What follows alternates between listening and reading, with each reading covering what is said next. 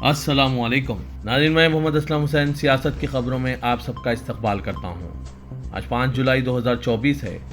Islamic तारीख के हिसाब से आज 28 जिलहज्जा 1445 हिजरी है। पेश है आज की कुछ अहम खबरें।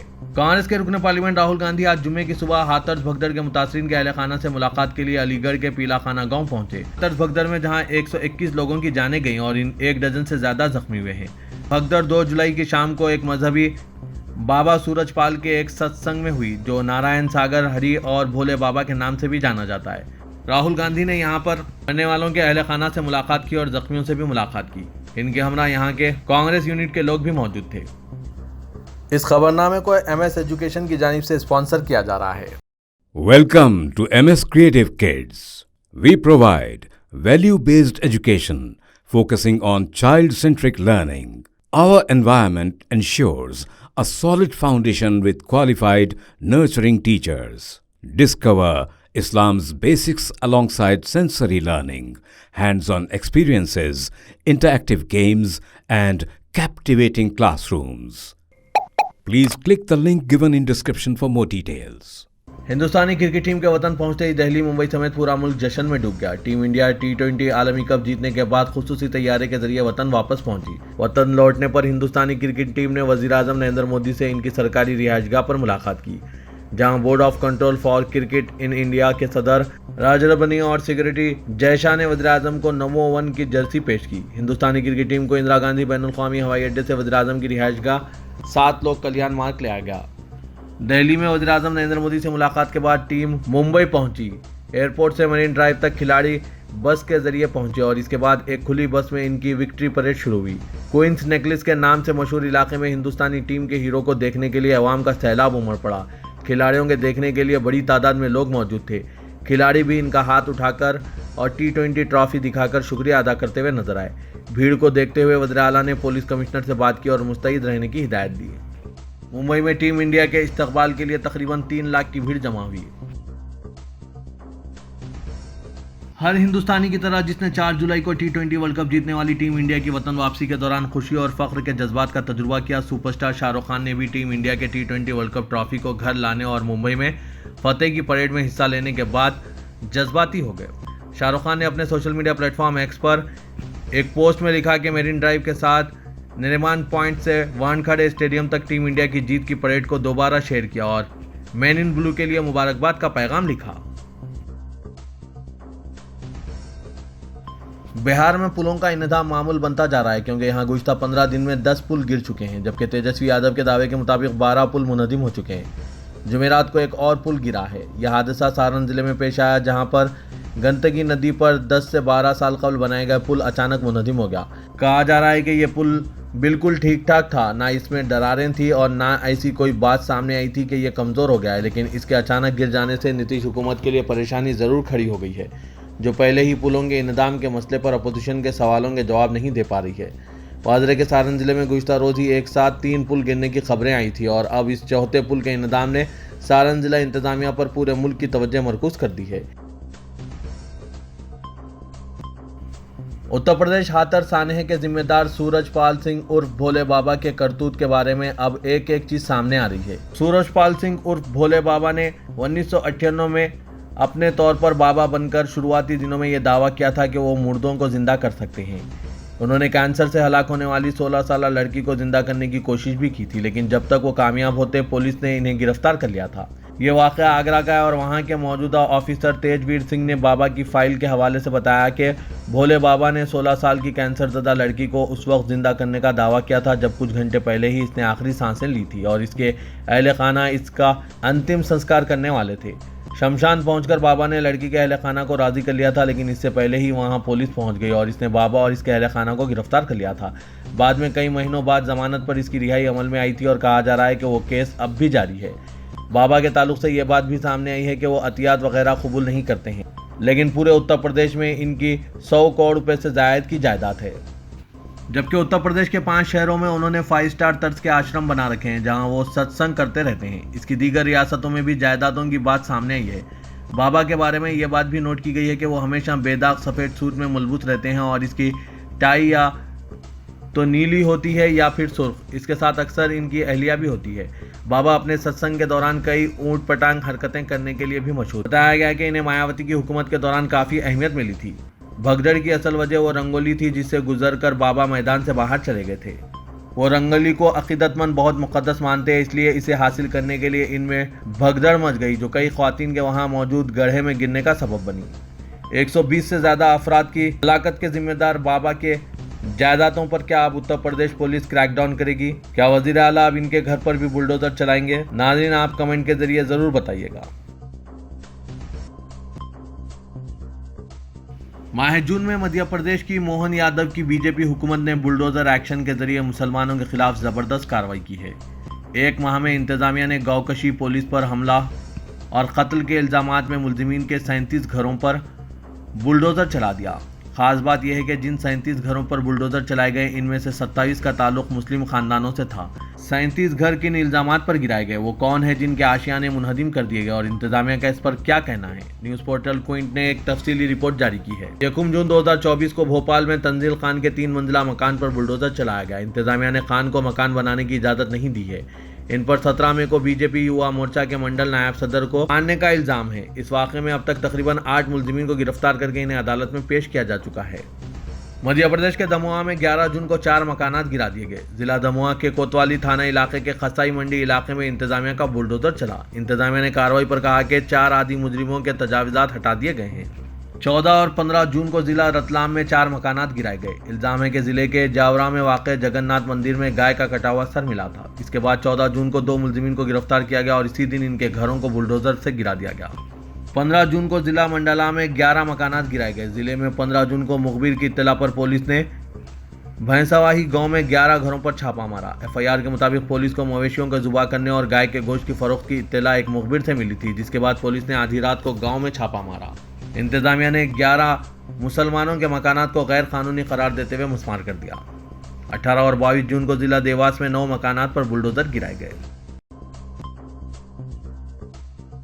जमात उलमा की मजलिस मुंतजमा के 2 रोज़ा इजलास का नई दिल्ली में मरकजी दफ्तर में आगाज हुआ। इजलास का एहसास था कि मुसलमान फिरका परस्ती के खात्मे के लिए गुफ्तगू का रास्ता अपनाएं, क्योंकि नफरत को नफरत से नहीं बल्कि बातचीत से खत्म किया जा सकता है। इसके अलावा हुजूमी तशद्दुद, फ़लस्तीन, इस्लामोफोबिया, मुनाफिरत और मुसलमानों को दरअंदाज करने और ज़्यादा बच्चे पैदा करने वाले बयानात पर भी सख्त नाराज़गी जाहिर की गई। मौलाना महमूद असद मदनी ने कहा कि हुजूमी तशद्दुद और मुस्लिम कौम के खिलाफ प्रोपेगेंडा मुल्क के लिए नुकसानदा है। ये मुल्क नफरत से नहीं बल्कि प्यार से चलेगा। उन्होंने खबरदार किया कि गुमराह करने वाली ताकतों से होशियार रहें। आपके जज्बात को मफाद परस्त और मुनाफाखोर जमातें हाईजैक करने की कोशिश कर सकती है ताकि पूरी कौम के सरों पर नाउमीदी और मायूसी का शामियाना तान दिया जाए। जज्बात में आकर गुमराह न हो, शॉर्ट टर्म का लालच तर्क कर दें और लॉन्ग टर्म मंसूबे पर अमल पैरा होते हुए तालीम गाहों, आर्ट स्पेसेस, खेलकूद के मैदान हर जगह अपनी मौजूदगी दर्ज कराने के लिए मेहनत करें। उन्होंने मशवरा दिया कि सरकारी इदारों की भर्तियों पर खास तवज्जो दी जाए। नेज़ इसके लिए ट्रेनिंग सेंटर्स कायम किए जाए, क्योंकि सिस्टम के बाहर रहकर सौतेले सुलूक से नजात पाना बड़ा मुश्किल काम है कि सिस्टम के अंदर रहकर कोशिश ज़्यादा कारगर होगी। मौलाना मदनी ने कहा कि सभी तबकात के साथ गुफ्तगू और बाहमी राब्ता साजी को फ़रोग़ दिया जाना वक्त की ज़रूरत है। इन दिनों मुसलमानों की मुक़द्दस किताब मजहबी मुकामात, मजहबी उलमा और दीगर की तौहीन का सिलसिला जारी है। पदरपा मुल्क भर में कहीं ना कहीं इस तरह के वाक़ात रोनमा हो रहे हैं। ऐसा ही हाल ही में एक वाक़ा रोनमा हुआ जिसमें हिंदू नौजवान के जरिए खाने काबा की तौहीन व बेहुरमती का मामला सामने आया है। रतलाम में कोचिंग क्लासेस के एक तालिब इल्म ने खाने काबा की काबिल एतराज़ फ़ोटो व्हाट्सएप ग्रुप पर नशर की, तो वहीं बरेली में योगेंद्र गनकवार ने अपनी ज़हनी मबाहस का मुजाहरा करते हुए फेसबुक पर काबिल एतराज़ फ़ोटो शेयर की। सहाफ़ी अशरफ फ़हीम के मुताबिक बरेली पुलिस ने योगेंद्र को तो गिरफ्तार कर लिया है, वहीं रतलाम मामले में भी एफआईआर दर्ज कर ली गई। समाजी राब्ते की वेबसाइट एक्सपर्ट द मुस्लिम नामी वेरीफाइड यूज़र ने एक वीडियो इस कैप्शन के साथ शेयर किया है कि मुकाम रतलाम मध्य प्रदेश खाने काबा की काबिल एतराज़ फ़ोटो बनाकर व्हाट्सएप ग्रुप में अपलोड कर दिया है। गुप्ता कॉमर्स कोचिंग क्लासेस के व्हाट्सएप ग्रुप में एक हिंदू तालिब इल्म के जरिए खाने काबा की काबिल एतराज़ फ़ोटो अपलोड की गई, जिसके बाद मुस्लिम तलबा ने इसकी मुखालिफत की और पुलिस में केस दर्ज कराया। दी मुस्लिम के जरिए शेयर किए गए वीडियो के मुताबिक मामले में एसआई थाना DI राजैया रोन्ना ने फौरी तौर पर कार्रवाई की। इतना ही नहीं, गुप्ता कॉमर्स कोचिंग के 12वीं क्लास के व्हाट्सएप ग्रुप में दूसरे मजहब के लोगों को गाली गलौज भी की जाती है। इसका भी स्क्रीनशॉट मौजूद है। मध्य प्रदेश और उत्तर प्रदेश में इस तरह के वाक़ात दिन ब दिन बढ़ते जा रहे हैं। भारतीय जनता पार्टी हुकूमत को चाहिए कि वो फौरी तौर पर इन हरकतों पर रोक लगाए और गुज़िश्ता लोकसभा इंतखाबात के नतायज से सबक सीखें। इलाहाबाद हाईकोर्ट ने आगरा में वाक़ शाही मस्जिद की सीढ़ियों में लॉर्ड श्री कृष्ण की मूर्ति दबे होने के दावे के मामले में एएसआई से जवाब तलब किया है। जस्टिस मैनी कुमार जैन ने ठाकुर केशव देव जी महाराज विरजामन मंदिर कटर केशव देव और दीगर की सिविल अर्जी पर समाप्त करते हुए यह हुक्म जारी किया। एसआईटी तश्कील देकर एएसआई से सर्वे कराने और एडवोकेट कमिश्नर की तैनाती की मांग अर्जी में की गई है। कोर्ट ने अर्जी की कॉपी एएसआई के वकील मनोज सिंह को सौंपने और इनको जवाब दाखिल करने का हुक्म जारी किया। शाही ईदगाह मस्जिद की इंतजामिया कमेटी की तरफ से फरीक बनाने की ज़ेर गौर अर्जी की कॉपी मदई वकील को भी देने का भी हुक्म जारी किया है। तेलंगाना काबीना में तौसीह सदर प्रदेश कांग्रेस के इंतखाब और नामजद ओहदों पर तकर्रुरात के सिलसिले में जारी सरगर्मियों के दौरान कांग्रेस हाईकमान ने वाज़ेह किया है कि अवाम से किए गए वादों की तकमील पार्टी की अव्वलीन तरजीह है। तेलंगाना के वज़ीर आला रेवंत रेड्डी से मुलाकात के दौरान सदर कांग्रेस मल्लिकार्जुन खड़गे और लोकसभा में कायदे अपोजिशन राहुल गांधी ने इंतखाबी वादों पर अमलावरी के बारे में इस्तिफसार किया। मौसूल राय के मुताबिक चीफ मिनिस्टर रेवंत रेड्डी ने 6 जमानतों पर अमलावरी के लिए हुकूमत की मनसूबाबंदी और वसाइल इकट्ठा करने की कोशिशों से वाकिफ करवाया। रेवंत रेड्डी ने बताया कि आइंदा माह से किसानों के कर्जजात की मुआफ़ी का आगाज़ होगा, जो कांग्रेस का एक अहम वादा था। चीफ मिनिस्टर ने कर्ज मुआफ़ी और दीगर स्कीमात के लिए फंड्स की ज़रूरत से वाकिफ कराया और कहा कि तमाम महकमा जात की बेहतर कारकर्दगी को यकीनी बनाते हुए आमदनी में इजाफे की कोशिश की जा रही है। चीफ मिनिस्टर ने कर्ज मुआफ़ी स्कीम के लिए रिजर्व बैंक ऑफ इंडिया से कर्ज हासिल करने की कोशिशों से भी वाकिफ कराया। ज़राए के मुताबिक रेवंत रेड्डी ने हुकूमत की 6 माह की कारकर्दगी की रिपोर्ट पेश की, जिसमें दावा किया गया है कि तमाम अहम वादों पर अमलावरी का आगाज़ हो चुका है। ज़राए के मुताबिक चीफ मिनिस्टर ने काबीना में तौसीह के मामले को हाईकमान पर छोड़ दिया और कहा कि हाईकमान जब भी इजाज़त देगा वो तौसीह करेंगे। वज़ीर-ए-आज़म नरेंद्र मोदी से रियासतों के चीफ मिनिस्टर्स की मुलाकात मामूल का अमल है, लेकिन अगर पड़ोसी रियासतों के चीफ मिनिस्टर एक ही दिन में वज़ीर-ए-आज़म से मुलाकात करें तो सियासी हलकों में क़यास-ए-आराइयों का पैदा होना फितरी है। मरकज़ में तीसरी मरतबा बरसर इख्तिदार आने के बाद वज़ीर-ए-आज़म नरेंद्र मोदी से एक ही दिन में तेलुगु रियासतों के चीफ मिनिस्टर रेवंत रेड्डी और चंद्राबाबू नायडू ने अलग-अलग मुलाकात की।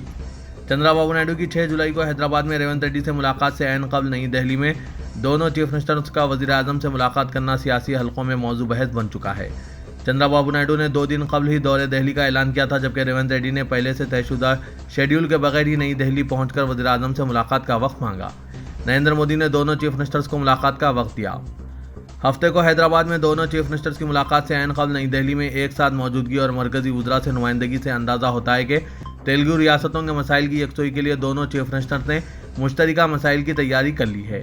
वज़ीर-ए-आज़म से दोनों कायदीन की मुलाकात ने दरअसल 6 जुलाई की मुलाकात का एजेंडा तय कर दिया है। दोनों चीफ मिनिस्टर्स के दरमियान साबिक़ में क़ुर्बत के पस मंज़र में न सिर्फ तेलुगु रियासतों बल्कि दिल्ली की सियासी पार्टियाँ और मुबस्सिरीन ने मुजव्विज़ा मुलाकात पर तवज्जो मरकूज़ कर दी है। चीफ मिनिस्टर तेलंगाना रेवंत रेड्डी ने डिप्टी चीफ मिनिस्टर मल्लू भट्टी विक्रमार्का के हमरा वज़ीर-ए-आज़म नरेंद्र मोदी और मरकजी वज़ीर दाखिला अमित शाह से मुलाकात करके मुख्तलिफ रियासती उमूर को हल करने और याददाश्त हवाले की। इस याददाश्त में मरकजी हुकूमत से ख्वाहिश की गई है कि वह तेलंगाना में मंशियात की लानत के खात्मे के लिए चलाई जा रही मुहिम में ताउन के अलावा रियासत में साइबर जराइम की रोकथाम के इक़दाम में मदद फराहम करें, ताकि रियासत में दोनों बुराइयों के खात्मे को यकीनी बनाया जा सके। वज़ीर आला और नायब वज़ीर आला ने वज़ीर-ए-आज़म को याददाश्त में मरकजी वज़ारत दिफा के अराज़ियात रियासत के हवाले करने के अहकामात की इजराई की ख्वाहिश की और कहा कि इंतखाबात के बाद से हुकूमत तेलंगाना की तरक्की पर तवज्जो मरकूज़ की हुई है और अगर मरकजी हुकूमत से ताउन किया जाता है तो रियासत की मजमूई तरक्की के लिए मुतअद्दिद इक़दाम किए जा सकते हैं। मुलाकात के मौके पर वज़ीर आला और नायब वज़ीर आला ने कहा कि तेलंगाना में प्रधानमंत्री आवास योजना के तहत 25 लाख नए मकानात की तामीर की मंजूरी फराहम की जाए और तेलंगाना के हर ज़िले में एक नौ विद्यालय की तामीर की इजाज़त फराहम की जाए। हुकूमत के वफ़द ने वज़ीर-ए-आज़म से दरख्वास्त की कि तेलंगाना में रेलवे कोच फैक्ट्री की असर नौ मंजूरी फराहम की जाए ताकि हुकूमत से इस कोच फैक्ट्री के लिए इक़दाम का आगाज़ किया जा सके। रेवंत रेड्डी और मल्लू भट्टी विक्रमार्का ने सिंगरेनी कॉलेज को बगैर हर्राज के कान मुख्तस करने याददाश्त पेश की और कहा कि तेलंगाना में कानगनी करने वाली इस मुनाफा बख्श अवामी और इदारे को नुकसान से बचाने वज़ीर-ए-आज़म फौरी मदाखलत करके सिंगरेनी कॉलेज को कान अलॉट करने के अहकाम की इजराई को यकीनी बनाएं। चीफ मिनिस्टर तेलंगाना रेवंत रेड्डी ने सीनियर कायद डॉक्टर के केशव राव को काबीनी रैंक के साथ हुकूमत का खुसूसी मुशीर नामजद करके इनकी खिदमत से इस्तीफे का ऐलान किया। दिल्ली में चीफ मिनिस्टर ने कांग्रेस में शामिल और राज्यसभा की नशिस्त मुस्तफ़ी डॉक्टर के केशव राव की इनके क़यामगाह पहुंचकर मुलाकात की।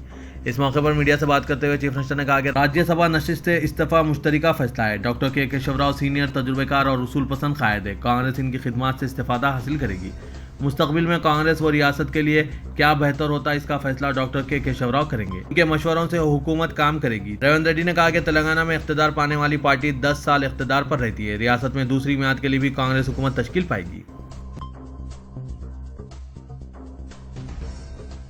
सदर कुल हिंद मजलिस इत्तेहादुल मुस्लिमीन और रुकन पार्लियामेंट हैदराबाद असदुद्दीन अवैसी ने कहा है कि मुल्क में 3 नए फौजदारी कानून पर जो अमल आवरी हो रही है, ये कानून मुल्क को पुलिस स्टेट में तब्दील कर देंगे। अगर गांधी जी और सरदार भगत सिंह जिंदा होते तो वो भी यही कहते कि ये अंग्रेजों का रोल्ड एक्ट है। नए फौजदारी कानून का ज़्यादातर इस्तेमाल गरीबों, कमज़ोरों, दलितों, आदिवासियों पर होगा। नए कानून में आम शहरी के हुकूक कम कर दिए गए हैं और पुलिस को ताकतवर बना दिया गया है। वज़ीर-ए-आज़म नरेंद्र मोदी और मरकज़ी वज़ीर दाखिला अमित शाह का ये कहना है कि अंग्रेज़ों के बनाए गए कानून को बदलकर उन्होंने नया कानून बनाया है। ये नए भारत के कानून है, ये सरासर झूठ है। असदुद्दीन अवैसी सदर मजलिस ने आज अल महद आला इस्लामी कुबा कॉलोनी शाहीन नगर में 3 नए फौजदारी कानून और मुसलमानों और दीगर पर इसके असरात के उन्वान पर मुनक़िदा सेमिनार से खिताब करते हुए इन ख्यालात का इजहार किया। मौलाना खालिद सैफुल्लाह रहमानी, बानी अल महद आला इस्लामी व सदर all India Muslim personal law board ने इस सेमिनार की सदारत की। असदुद्दीन अवैसी ने कहा कि तीनों नए फौजदारी कानून दस्तूर की रूह के मुनाफी हैं और बुनियादी हुकूक की खिलाफ वर्जी करते हैं। तेलंगाना हुकूमत ने 9 और 10 मुहर्रम को तातील का ऐलान किया है, जिसे आशूरा भी कहा जाता है। शिया मुसलमानों के लिए ये शोक का दिन है। तेलंगाना कैलेंडर के मुताबिक हुकूमत ने 16 और 17 जुलाई को तातीलात का ऐलान किया है। तहम 16 जुलाई को छुट्टी इख्तियारी होगी, जबकि 17 जुलाई को आम तातील होगी। तेलंगाना हुकूमत 9 मुहर्रम आशूरे की तातील में तब्दीली कर सकती है। हुकूमत 9 मुहर्रम और आशूरे की तातील में तब्दीली कर सकती है, क्योंकि आशूरे के ये दिन चांद नजर आने की बुनियाद पर तय किए जाएंगे। हैदराबादी खातून शेख आयशा रोमाना की वालिदा ने वज़ीर ख़ारजा डॉक्टर एस जयशंकर से अपील की है कि वो इनकी बेटी और इनके नवासा नवासियों जो उस वक्त सऊदी अरब में फंसे हुए हैं, इनकी हैदराबाद वापसी पर इनका ताउन करें। रेहाना बेगम ने अपने दामाद काजी सैफुल्लाह खालिद पर आयशा और इनके बच्चों को तशद्दुद का निशाना बनाने का इल्ज़ाम लगाया। इन्हें किसी से मिलने की इजाज़त ना देने और हिंदुस्तान वापस ना भेजने का इल्ज़ाम लगाया। ये वाक़या उस वक्त सामने आया जब रेहाना का ख़त 4 जुलाई जुमेरात को मजलिस बचाओ तहरीक के रहनुमा अमजदुल्लाह खान खालिद की जानिब से सोशल मीडिया प्लेटफॉर्म एक्स पर शेयर किया गया, जिसमें रेहाना ने अपनी बेटी की आजमाइश बयान की। उन्होंने मुतालिका हुक्काम से दरख्वास्त की है कि इनकी बेटी और 5 नवासा नवासियों को बाजियाब कराया जाए और इन्हें जल्द अज जल्द हिंदुस्तान वापस बुला लिया जाए।